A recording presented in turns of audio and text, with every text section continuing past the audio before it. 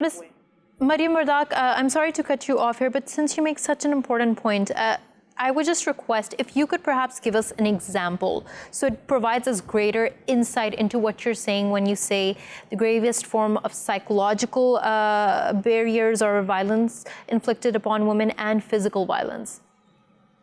So, for instance, we had a female pilot who was the first pilot in Afghanistan about 4 years ago. And her name, I believe, is Naeed. I forgot her last, Nilufar.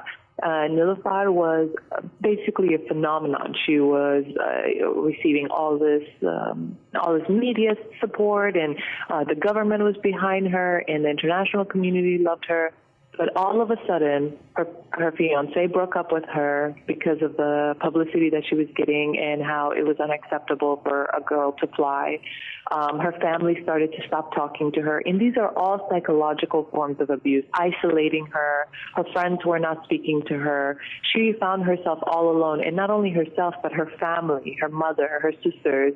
They were all getting isolated to the point that she had to leave Afghanistan. And she left being a fighter pilot in Afghanistan and started flying commercial in the United Arab Emirates. So these are examples of how women have been suppressed in many ways. I think we have one female icon during the Mujahideen era when we were fighting against the Soviet invasion, during the Soviet invasion, where she was a female Islamic scholar and she became the spokesperson for the Mujahideen. At that time, when she became the spokesperson for the Mujahideen, she was the only female.